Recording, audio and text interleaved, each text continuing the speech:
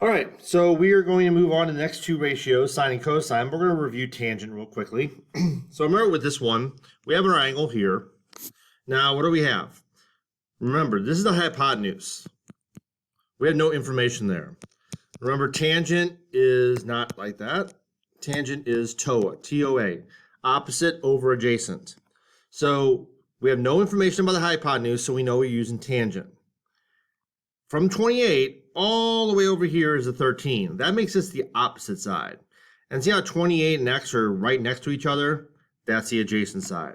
So all we do is write down tangent of 28 degrees is equal to opposite over adjacent. Now remember, there's a little trick here. Whenever these two are set like this, okay, all you have to do is switch them. So x is equal to 13 divided by the tangent of 28. Now, real quick, just double check that when you go to mode, so on your calculator, it should already be fixed. Mine, unfortunately, resets, so I have to change this every time. Down here, it should be set on degree, not radian. All right?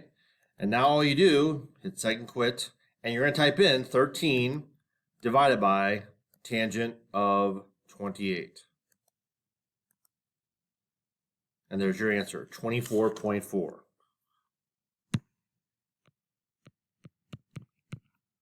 Okay, so that means this side measures 24.4, approximately. That's obviously rounded. All right, on this one, here's my hypotenuse. Always a good idea to label that first just to make sure.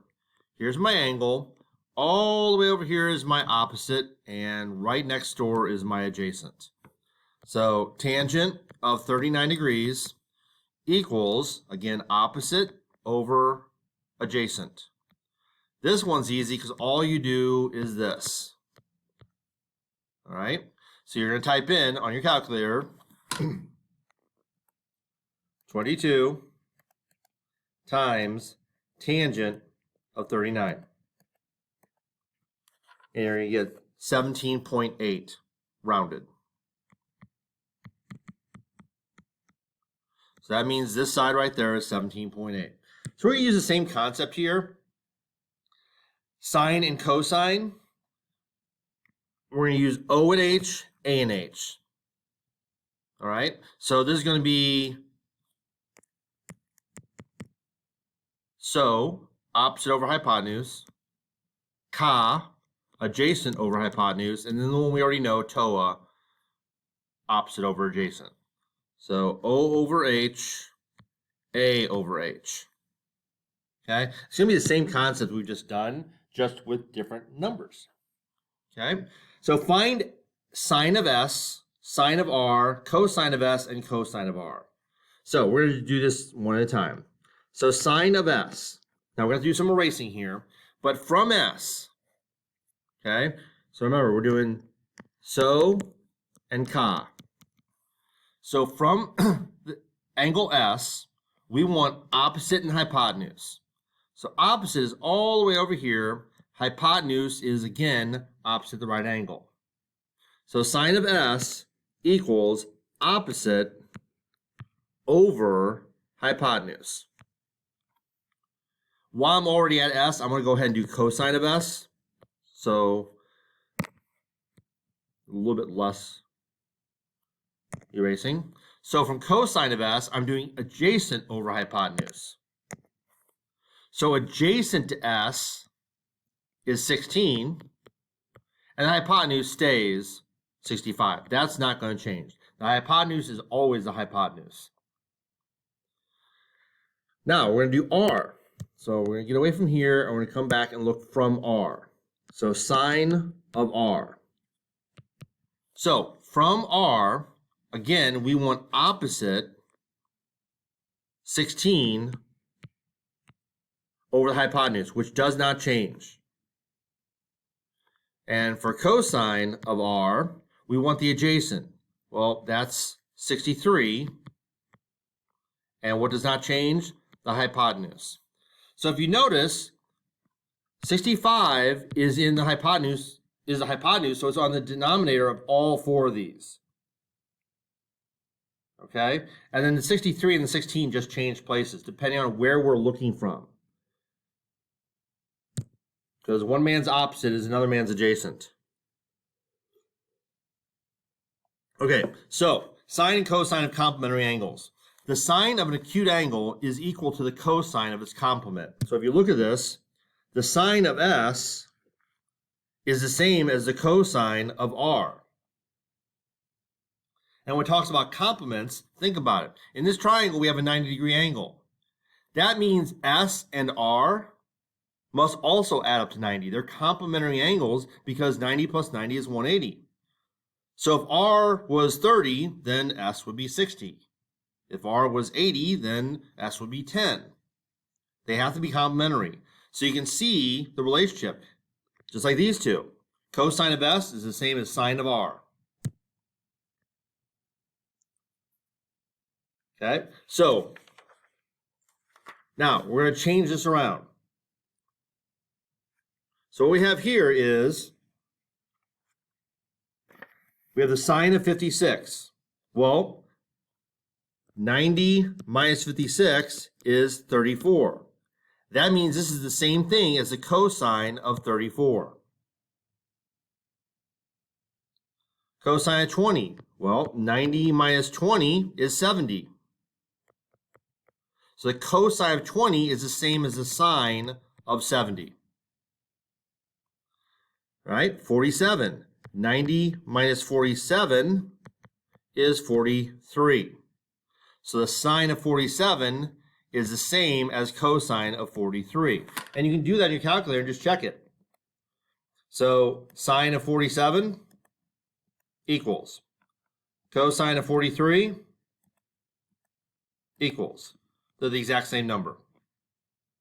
Okay? All right, find the values of x and y using sine and cosine.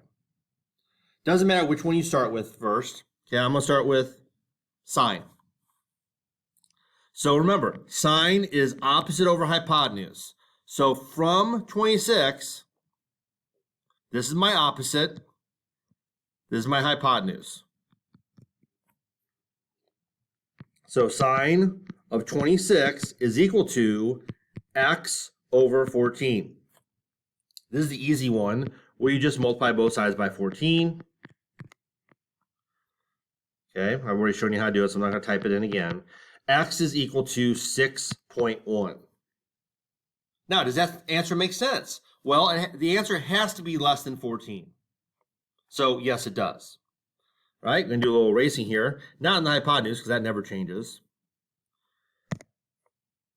Okay. From 26, what do I have? From 26, I have the adjacent and the hypotenuse. Okay, adjacent and hypotenuse. So I'm going to set it up like this. Cosine of 26 equals the adjacent, which is y, over 14. So for this one, again, all I need to do is multiply by 14. Very easy. And what I get is y is equal to 12.6, which also makes sense. It is less than 14, but notice y is the longer side than x, and that makes sense. 12.6 compared to 6.1. You always got to make sure your answers make sense. If you end up with a number bigger than 14, you know you made a mistake because the hypotenuse is always the longest side. All right, find the sine and cosine of a 45-degree angle.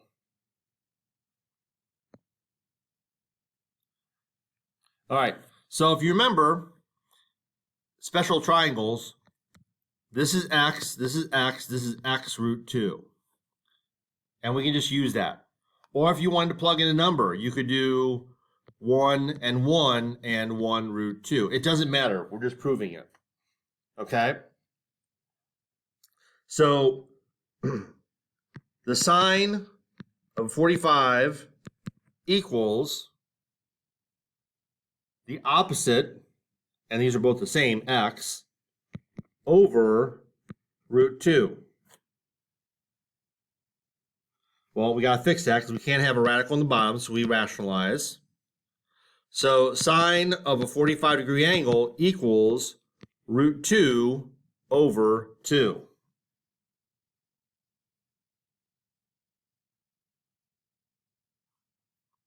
And cosine of 45 is going to be adjacent over hypotenuse. But again, they're both the same, right? So this is going to lead to the same answer, root 2 over 2. And it makes sense that x would be the same, okay, because they must be. It is an isosceles right triangle, which we've already learned. All right, find the sine and cosine of a 30-degree angle. Okay, well, remember, we always want to start with our angle here, smaller one, and this is always going to be double that, and this is going to be root 3 times it. Okay, well, the sine of a 30-degree angle would be opposite over hypotenuse. We're finished. That's all there is to do. There's no work to do. It's just 1/2. So the cosine of a 30-degree angle, in this case, would be adjacent over hypotenuse, root 3 over 2. We're also done. Okay? Simple enough. All right, natural real world problem. So we have a skier going down a 21-degree angle of depression. The altitude is 1,200 feet. That's straight up down here. Trying to find how far she skied. Well, from this angle, what do we have? We have the opposite, and we have the hypotenuse.